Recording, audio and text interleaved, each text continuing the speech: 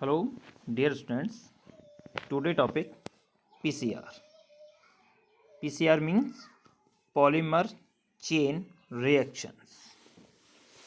Okay. Polymer chain reaction का जो कार्य है वो एक बहुत ही ज़्यादा महत्वपूर्ण कार्य है, क्योंकि इस तकनीकी के द्वारा हम एकांक समय में डीएनए की कई एक प्रतिलिपि को प्राप्त कर सकते हैं।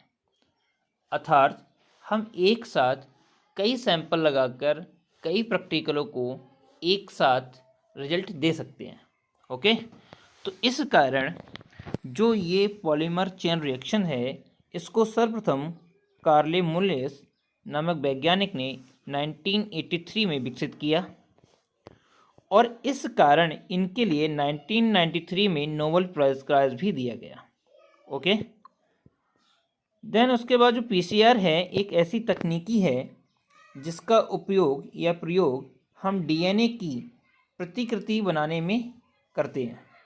ओके, अर्थात एकांक समय में जो हमारे पास सैंपल डीएनए है, उस डीएनए के द्वारा हम कई एक प्रतिकृति उसकी कॉपी बनाने में प्रयोग करते हैं। ओके, यह क्रिया जो है वह टेम्परेचर, एंजाइम पर आधारित होती है।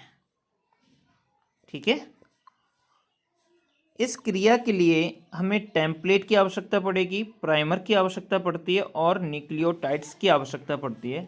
साथ ही एंजाइम जो है वो टैग पॉलीमरेज एंजाइम की आवश्यकता भी पड़ेगी। यह जो क्रिया है वो इन विट्रो अर्थात लैब में होती है, इसको हम बाहर नहीं कर सकते। ठीक है, क्रिया जो है पीसीआर जो है वो निम्न चरणों में पूरा होता है। इसके निम्न चरण देख लेते हैं, और ये सारे चरण जो हैं वो टेम्परेचर पर ही आधारित हैं। ओके,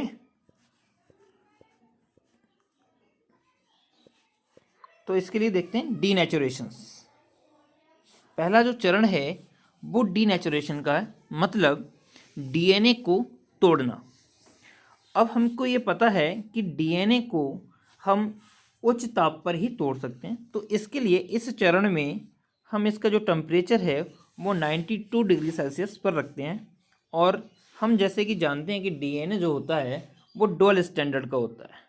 ठीक है, और दोनों स्टैंड जो होते हैं वो एक दूसरे के एंटी पैरेलल होते हैं। ठीक है, आमने सामने होते हैं, जो कि नाइट्रोजन क्षार के द्वारा और केमिकल बॉन्डिंग द्वारा अपनी स्टेबिलिटी को बनाए रखते हैं। इसे दोनों स्टैंड को समान रूप से तोड़ने के लिए हमें क्या चाहिए, 92 डिग्री सेल्सियस टेम्परेचर चाहिए, जिससे हम क्या कर सकें, दोनों स्टैंड को समान अलग अलग भाग में बांट सकें। ठीक है, अब जब बट गया तो बटने के बाद हमको क्या है, दूसरा डीएनए का जो प्राइमर है उसमें जोड़ना भी है, तो उसके लिए हम क्या करेंगे, इसके टेम्परेचर को फिर हल्का कर देंगे, मतलब एनेलिंग कर देंगे। एनेलिंग का मतलब होता है जोड़ना। तो इस क्रिया में डीएनए का जो टेम्परेचर है पीसीआर का वो हम कर देंगे 55 डिग्री सेल्सियस। और यहाँ पर क्या होगा, जो प्राइमर है, प्राइमर जो होते हैं वो रेडियो एक्टिव डीएनए खंड होते हैं। ठीक है, और ये सदैव 3 एंड पर जुड़ता है डीएनए के।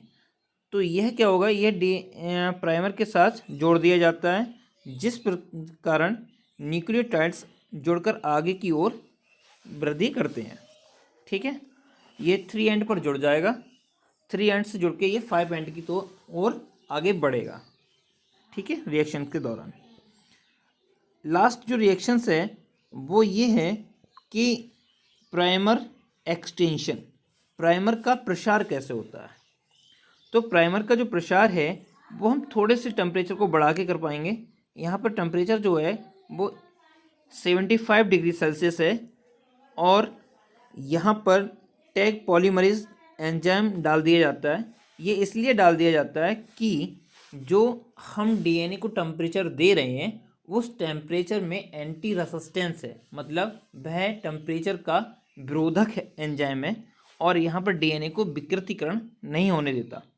अर्थात जो भी एंजाइम है वह प्राइमर को 5 एंड से 3 एंड की ओर आगे की ओर बढ़ाता हुआ चला जाता है, और अंत में हमें एक पूर्व डीएनए से 2 नए डीएनए की कॉपियां प्राप्त हो जाती हैं, जैसा कि हमको एनसीईआरटी ने अपने डायग्राम में बताया है। तो हम देखते हैं अपने डायग्राम को। पहला स्टेप जो है वो डीनेचुरेशन का है।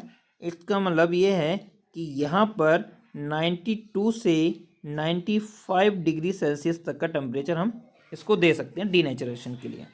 ठीक है, तो जब डीनेचुरेशन हो गया यहाँ पर, तो हम क्या करेंगे, हमको मिल गया ये समान डीएनए के 2 खंड मिल गए, और ये जो स्टेप है वो एनालिंग का है, मतलब जोड़ने का है। तो यहाँ पर जो टेम्परेचर है वो है 52 से 55 डिग्री सेल्सियस का। ठीक है, जब ये वाला टेम्परेचर आता है तो यहाँ पर क्या होता है, ये जो प्राइमर है, ये जो प्राइमर है ये हमेशा जुड़ना स्टार्ट हो जाते हैं कहाँ पर, 3 एंड की ओर। ठीक है, और 3 एंड से 5 एंड की ओर मूव आउट होते हैं, वृद्धि करते हैं अपने आप को। तो जब ये जो प्राइमर है वो नाइट्रोजन बेस से जाके जुड़ चुका है, तो अगले स्टेप में हम क्या करेंगे, इसको और थोड़ा प्रसार देने के लिए हम क्या करेंगे, टैग पॉलीमरेज, जो कि एक टेम्परेचर रेसिस्टेंस एंजाइम है यहाँ पर, यानी कि ताप का विरोधक एंजाइम है, और न्यूक्लियोसाइड्स मतलब डीएनए के जो नाइट्रोजन बेस से बना हुआ है उसके स्टैंड।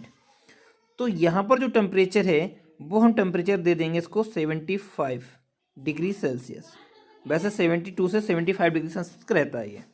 ठीक है, तो यहाँ पर क्या होगा, हम आपको देख रहे हैं, हम जान रहे हैं कि यहाँ पर जो पहला स्टैंड है ये 5 एंड टू 3 एंड, और ये प्राइमर का जो स्टैंड है 5 एंड टू 3 एंड, इनमें प्रसार हो चुका है।